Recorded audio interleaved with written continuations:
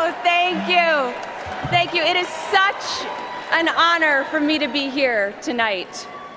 I'm here as a proud American, a proud Democrat, a proud mother, and tonight in particular, a very, very proud daughter.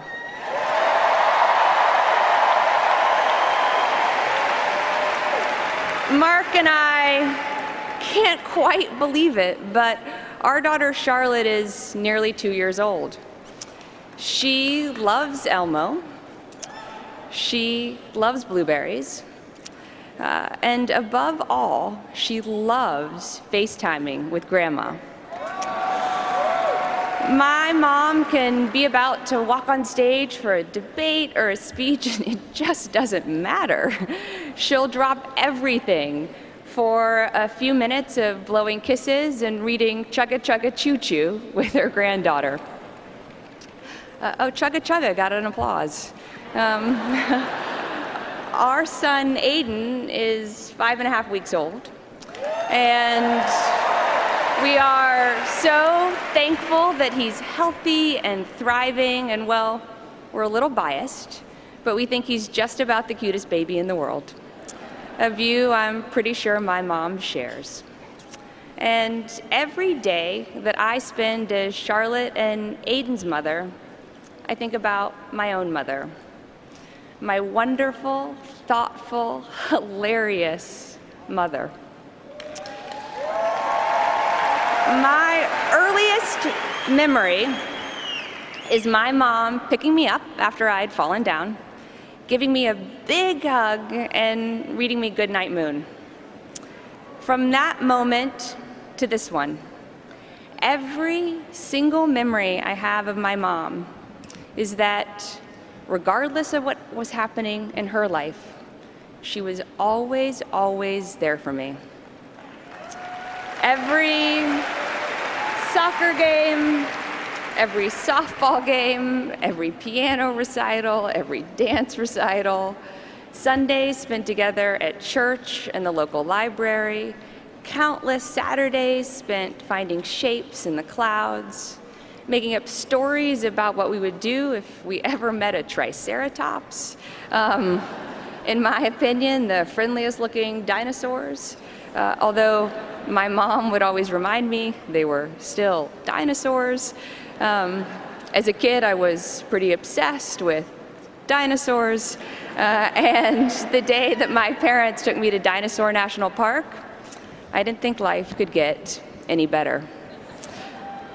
Whenever my mom was away for work, which thankfully didn't happen very often, she left notes for me to open every day she was gone, all stacked neatly together in a special drawer with a date on the front of each one so I would know which note to open on which day.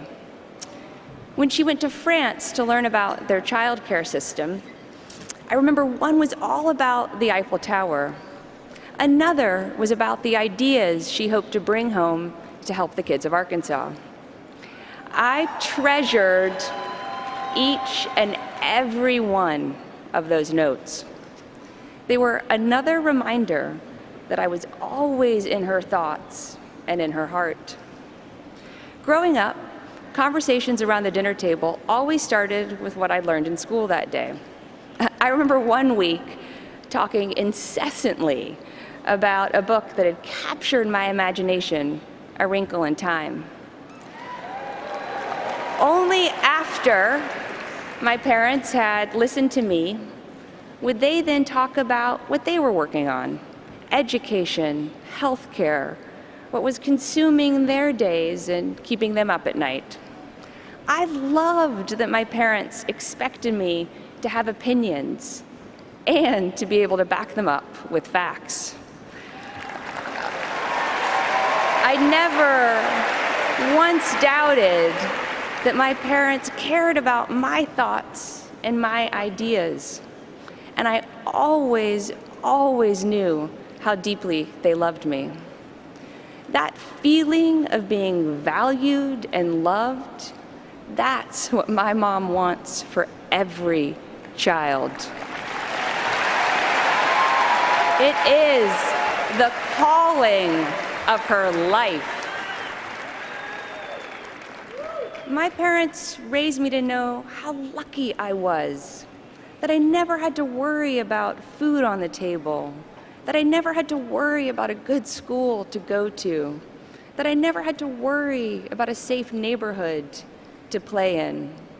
And they taught me to care about what happens in our world and to do whatever I could to change what frustrated me, what felt wrong.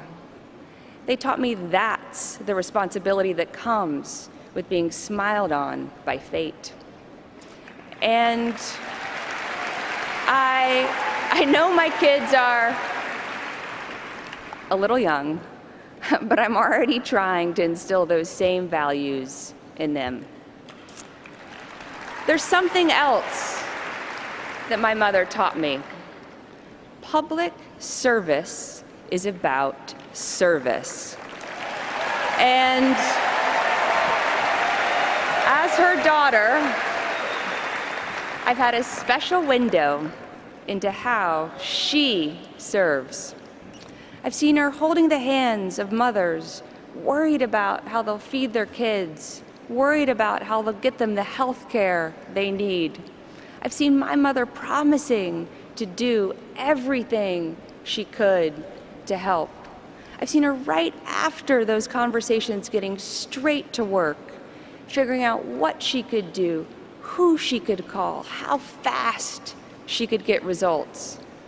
She always feels like there isn't a moment to lose because she knows that for that mother, for that family, there isn't. And I've also seen her at the low points, like the summer of 1994. Several people this week have talked about her fight for universal health care. I saw it up close. It was bruising. It was exhausting. She fought her heart out, and as all of you know, she lost. For me, then 14 years old, it was pretty tough to watch. But my mom, she was amazing. She took a little time to replenish her spirits. Family movie nights definitely helped. Dad, as all of you now know, liked Police Academy. My mom and I loved Pride and Prejudice. And then she just got right back to work because she believed she could still make a difference for kids. People ask me all the time, how does she do it?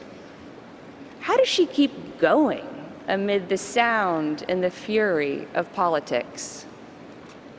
Here's how. It's because she never, ever forgets who she's fighting for.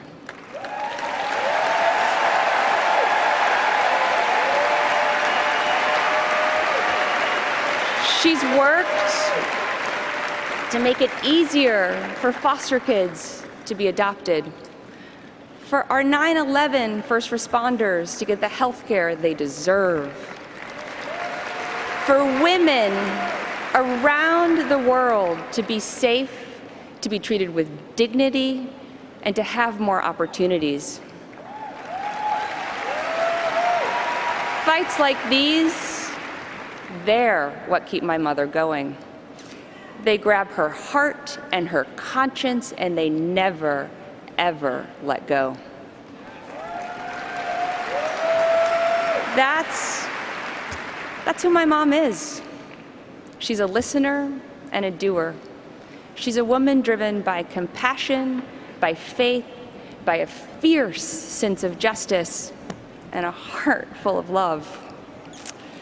So this November, I'm voting for a woman who is my role model as a mother and as an advocate.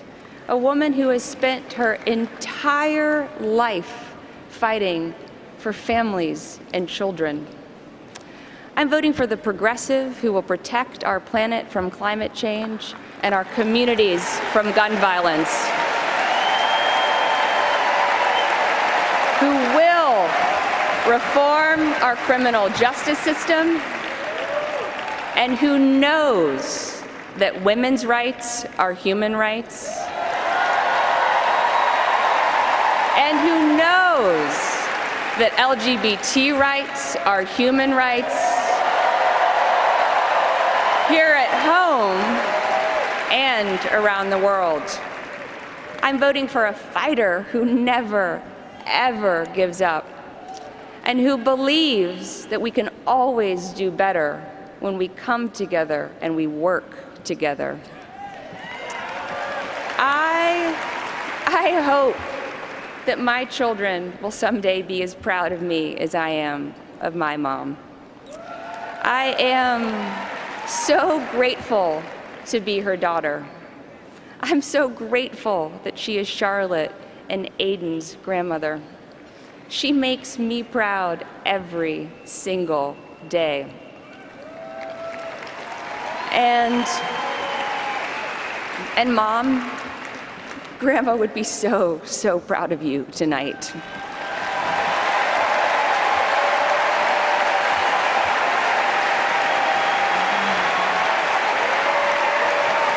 To everyone watching here and at home, I know with all my heart that my mother will make us proud as our next president.